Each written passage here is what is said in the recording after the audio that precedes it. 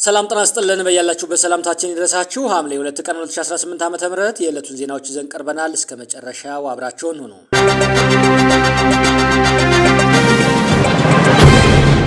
በጠመንጃ ስልጣን ለመያዝ መሞከር ጊዜ ያለፈበት ኋላ ቀር እሳቤ ነው ብለዋል የአብን ምክትል ሊቀመንበር። የአማራ ብሔራዊ ንቅናቄ ምክትል ሊቀመንበር አቶ መልካሙ ጸጋይ በጠመንጃ ስልጣን ለመያዝ መሞከር ጊዜ ያለፈበት ኋላ ቀር እሳቤ ነው ብለዋል። በኢትዮጵያ በጠመንጃ አፈሙዝ ስልጣን ለመያዝ መሞከር ጊዜ ያለፈበት ኋላ ቀር እሳቤ ነው ያሉት የአማራ ብሔራዊ ንቅናቄ አብን ምክትል ሊቀመንበር አቶ መልካሙ ጸጋይ ናቸው። በኢትዮጵያ ባለፉት ጥቂት ዓመታት የፖለቲካ ስርዓት አካታችና አሳታፊ መሆኑን ጠቅሰው በሀገር ጉዳይ ላይ ሁሉም በኩልነት የሚሳተፍበት ምቹ የፖለቲካ ምህዳር ተፈጥሯል ብለዋል።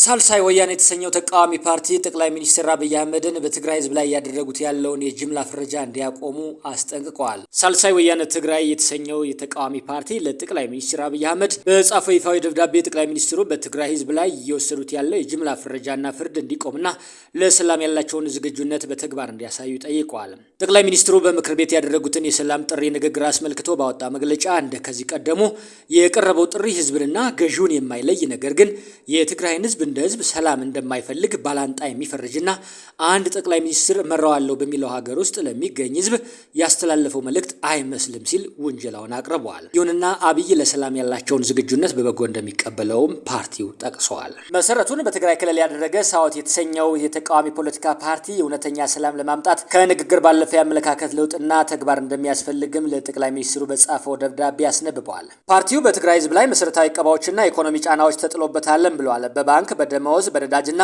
መሰረታዊ ሸቀጦች ላይ የሚደረገው እቀባ አሁንም እንደ ፖለቲካ ማሸነፊያ መሳሪያ እየተጠቀመበት ይገኛል ሲል የፌዴራል መንግስቱን ከሷል። ችግሩን ከመሰረቱ ለመፍታት ለህገ መንግስቱ መገዛት፣ ህዝብን በእኩልነት ማስተናገድና አግላይ አመለካከትን ማረም እንደሚገባም ይህ ፓርቲ አሳስበዋል።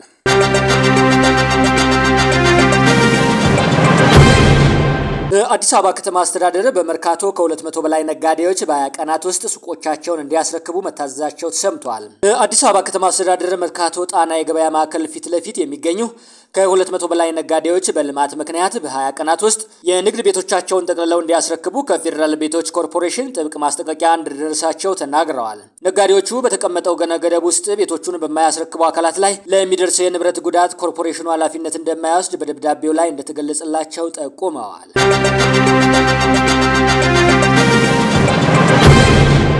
የኢትዮጵያ ሰብአዊ መብቶች ኮሚሽን ባለፉት 5 ዓመታት በ1000 የመንግስት የስራ ኃላፊዎች ላይ እርምጃ እንዲወሰድ ማድረጉን ገልጿል። የኢትዮጵያ ሰብአዊ መብቶች ኮሚሽን ባለፉት 5 ዓመታት በ1000 የመንግስት የስራ ኃላፊዎች ላይ እርምጃ እንዲወሰድ ማድረጉንና ከ17000 በላይ ሰዎችን ከህገወጥ ስርዓት ማስለቀቁን ይፋ አድርጓል። የኢትዮጵያ ሰብአዊ መብቶች ኮሚሽን ከ2019 እስከ 2023 ለ5 ዓመታት የሚያገለግል ስትራቴጂካዊ እቅድ ዛሬ ይፋ አድርጓል። እቅዱንም ለመተግበር የ7.6 ቢሊዮን ብር ያስፈልጋል ብሏል። ከ2014 እስከ 2018 ዓ.ም ስትራቴጂክ ዘመን የተመዘገቡ ስኬቶች ሰነዱ ሲዘረዝር ባለፉት 5 ዓመታት ከ17000 በላይ ሰዎችን ከህገወጥ እስራት ማስለቀቅ ተችሏል። 5663 ሰዎች ደግሞ የሰብአዊ መብት ጥሰት ሪፖርት አድርገዋል ያለው ሰነዱ 1116 የመንግስት የስራ ኃላፊዎች ላይ እርምጃ ተወስዷል ብሏል።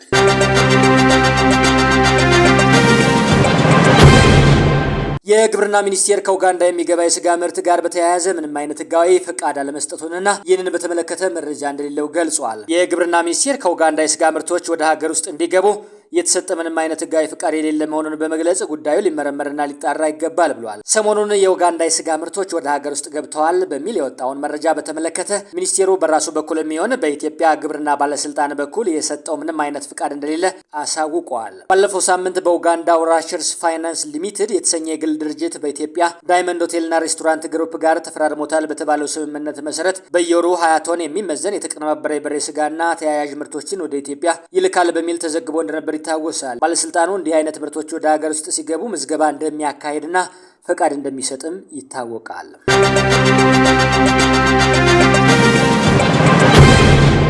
12 የነዳጅ ማደያዎች በጊዜያዊነት ከነዳጅ አቅርቦት እንዲታገዱ ትዕዛዝ ተላልፏል። 12 የነዳጅ ማደያዎች በጊዜያዊነት ከነዳጅ አቅርቦት እንዲታገዱ ትዕዛዝ ተላልፏል። 16 የነዳጅ ማደያዎች ደግሞ የመጨረሻ ማስጠንቀቂያ ተላልፎባቸዋል። ባለስልጣን መስሪያ ቤቱ ከግንቦት 29 ቀን 2018 ዓ.ም ጀምሮ በነበሩት ተከታታይ ቀናት በተለያዩ ከተሞች ድንገተኛ የኢንስፔክሽን ስምሪት በማድረግ 12 ማደያዎች ማሽኖቻቸው ትክክለኛውን ልኬት የማያሳዩና የነዳጅ ቅሸባ የሚፈጸምባቸው መሆኑን በማረጋገጥ ማደያዎቹ ከሰኔ 23 ቀን 2018 ዓ.ም ጀምሮ እንደ ጥፋታቸው መጠን ከ1 ወር እስከ 2 ወር የነዳጅ ጭነት እገዳ የተደረገባቸው ሲሆን ባለስልጣን መስሪያ ቤቱ ለነዳጅ አቅራቢ ድርጅትና ለኩባንያዎች በጻፈው ደብዳቤ አሳውቋል። ባለስልጣን መስሪያ ቤቱ ለነዳጅ ማደያዎች የነዳጅ አቅርቦት ትስስር ፈቃድ ሲሰጥ ህብረተሰቡን በታማኝነትና በፍትሃዊነት እንዲያገለግሉ መሆኑ ይታወቃል።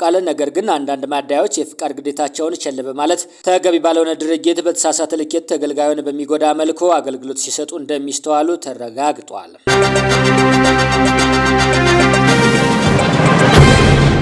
34 የሚሆኑ ኢትዮጵያውያን ከሩሲያ ጎን ተሰልፈው በሩሲያ ዩክሬን ጦርነት መሳተፋቸው ተሰምቷል። የዩክሬን የስለላ ተቋም በሩሲያ ጦርነት ተሰልፈዋል ያላቸውን 34 ኢትዮጵያውያን ስም ዝርዝር ይፋ አድርጓል። በዩክሬን መንግስት የስለላ ተቋም ስር የሚንቀሳቀሰው ዋይ ዋንት ቱ ሊቭ የተሰኘው ፕሮጀክት ዛሬ በሩሲያ ጦርነት ውስጥ የተሳተፉ ነው ያላቸውን 34 ኢትዮጵያውያን ስም ይፋ አድርጓል። ፕሮጀክቱን አስመልክቶ በሰጠው ሀሳብ የሩሲያ ውጭ ጉዳይ ሚኒስቴር አዲስ አበባ መግባታቸውን ምክንያት በማድረግ ለሩሲያ ተሰልፈው የሚጓጉ 34 ኢትዮጵያውያንን ስም ይፋ ለማድረግ መወሰኑን ጠቅሷል። ከእነዚህ መካከል ቢያንስ 3ቱ መሞታቸውን አሳውቋል። ፕሮጀክቱ እንደገለጸው ኢትዮጵያውያን ለሩሲያ ጦር ኃይል የፈረሙት በተለያየ ጊዜ ነው ብለዋል።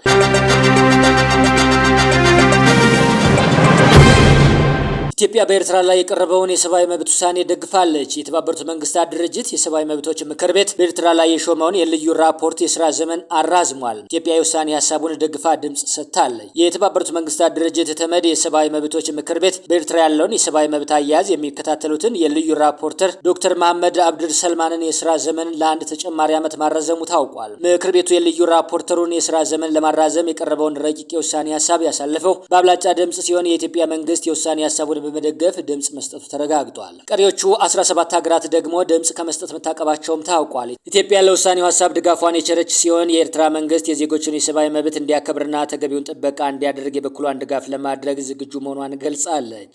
ረቂቅ ውሳኔውን ኢትዮጵያን ጨምሮ 23 ሀገራት የደገፉ ሲሆን 6 ሀገራት ደግሞ ተቃውመውታል።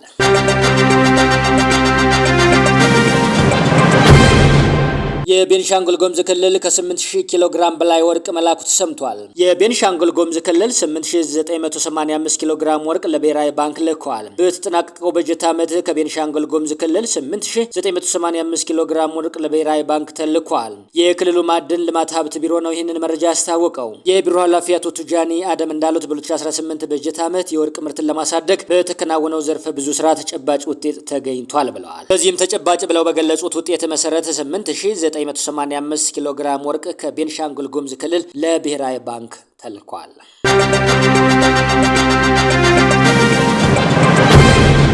አሜሪካ በኢራን ላይ በሰነዘረችው ጥቃት የ14 ሰዎች ህይወት ማለፉን ኢራን አስታውቃለች። ኢራን ባለፉት 2 ቀናት በተሰነዘሩባት የአሜሪካ ጥቃቶች የ14 ሰዎች ህይወት ማለፉን ገልጻለች። የኢራን ጤና ሚኒስቴር እንዳስታወቀው በአሜሪካ ጦር ኃይሎች ባለፉት 2 ቀናት ውስጥ በአገሪቱ 5 ግዛቶች ላይ ጥቃት የተፈጸመ ሲሆን በዚህም የ14 ሰዎች ህይወት ሲያልፍ 78 ሌሎች ሰዎች ደግሞ ቆስለዋል። የኢራን ወታደራዊ ኃይል በባህረ ሰላጤው አካባቢ የሚገኙ የአሜሪካ የጦር ሰፈሮችንና ስትራቴጂካዊ ማዕከላትን ኢላማ ያደረጉ የድሮን ጥቃቶችን ማድረሱን አስታውቋል። የኢራን ወታደራዊ ኃይል ጥቃቶቹ ላይ በብዛትና በአይነት የተለያዩ በርካታ ድሮኖችን ጥቅም ላይ መዋሉን ገልጿል። እንደ ፎክስ ኒውስ ዘገባ ከሆነ